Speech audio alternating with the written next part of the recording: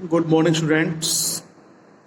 आज हमें एक्सरसाइज 3.2 करनी है, बट उसको करने से पहले मैं थोड़ी सी आपसे उस एक्सरसाइज के बेसिक के बारे में बात करना चाहता हूँ। देखो, क्लास 10th में हमारे पास किन्हीं भी दो इक्वेशंस को सोल्व करना आएगा, जैसे कि ये है, चलो हमारे पास 2x plus 3y equal to 4 और x plus y equal to 6। ये कोई इक्वेशन है हमारे पास, मान लीजिए। अब इस इक्वेशन को हम सोल्व कर सकते हैं और यहां से x और y की वैल्यू निकाल सकते हैं, कोई दिक्कत नहीं है। बट यदि क्वेश्चन हमारे पास ये ना हो के क्वेश्चन ये होता हमारे पास कि 2x plus 3y equal to 4 and 2x plus 3y equal to 5, तो यहां से हमारे पास x और y की वैल्यू नहीं निकल सकती। क्यों नहीं निकलती इसके बारे में बात करेंगे। या एक क्वेश्चन चलो हमारे पास इस तरह का हो सकता था, 2x plus 3y equal to 4 और 4x plus 6y equal to 8। यहां पे x और y की वैल्यू निकालनी पॉसिबल थी, यहां पे x और y की वैल्यू निकालना पॉसिबल नहीं थी। और यहां पे x और y की वैल्यू जो हैं वो बहुत सारी आ सकती हैं। यहां सिर्फ एक वैल्यू आएगी, एक x की एक y की, यहां पे आएगी ही नहीं, और यहां पे बहुत ज्यादा आएंगी। तो मुझे कैसे पता चला और आपको कैसे पता चलेगा कि यहां पे जो सॉल्यूशन है, जो हल है, यहां पे हमारे पास हल एक होगा, यहां पे आपके पास कोई हल नहीं होगा, और यहां पे आपके पास क्या होंगे, इनफाइनाइट सॉल्यूशन होंगे, या बोल दूं मैं इनफाइनाइट हल होंगे।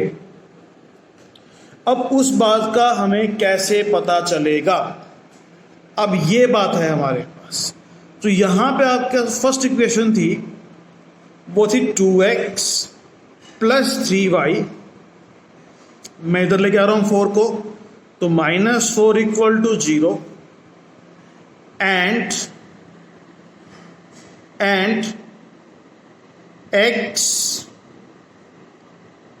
Plus y -6 is equal to 0।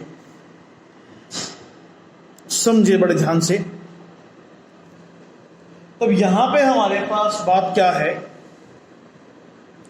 यहां x के साथ कोई भी हमारे पास नंबर नहीं है, इसको 1 मान लीजिए, यहां 1 मान लीजिए।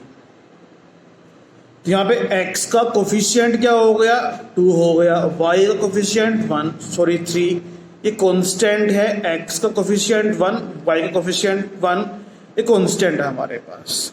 आप देखिए यहां पे जो 2/1 है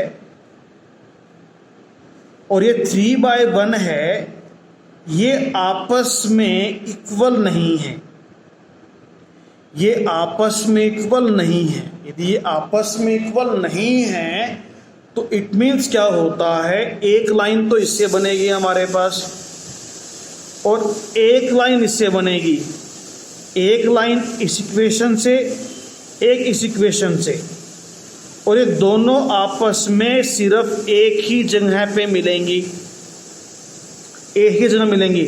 तो इसका हमारे पास क्या हो जाएगा, एक हल हो जाएगा।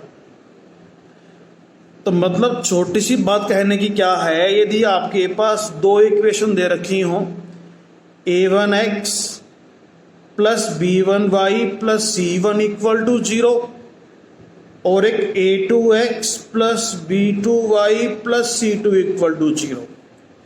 यदि आपके पास a1/a2 जो है वो b1/b2 के इक्वल ना हो, b1/b2 के इक्वल ना हो, तो लाइंस होती हैं हमारी इंटरसेक्टिंग, या लाइन, उसको हिंदी में बोलते हैं प्रतिच्छेदी, प्रतिच्छेद करती हैं आपस में वो, ठीक है, और वो आपस में एक जगह पे मिलती हैं।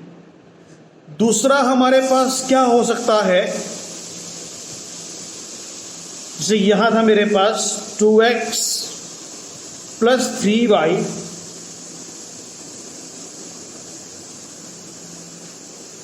Equal to 4, 4x plus 6y equal to 8।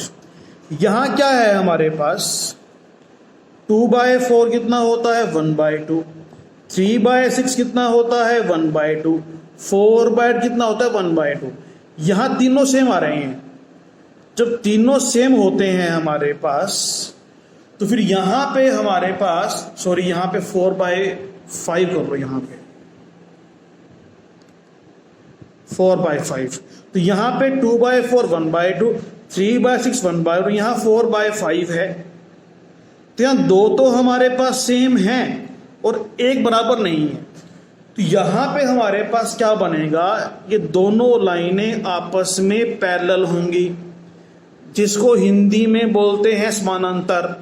ये आपस में कहीं नहीं मिलेंगी, आपस में कहीं नहीं मिलेंगी, तो इनका हमारे पास कोई भी हल नहीं होगा, कोई भी हल नहीं होगा। तो यहाँ पे हमारे पास मोटी मोटी बात कहने में क्या आ गई, यदि हमारे पास a1/a2 is equal to b1/b2 is not equal to c1/c2 के हो, तो ऐसे हमारे पास इक्वेशंस का कोई भी हल नहीं होता, कोई भी हल नहीं होता। अब तीसरी कंडीशन यहां पे हमारे पास क्या थी कि 2x plus 3y equal to 4, 4x plus 6y equal to 8। एक काम करो, इस तरफ ले आओ 4 को तो -4 हो जाएगा, इस तरफ ले आओ तो -8 हो जाएगा।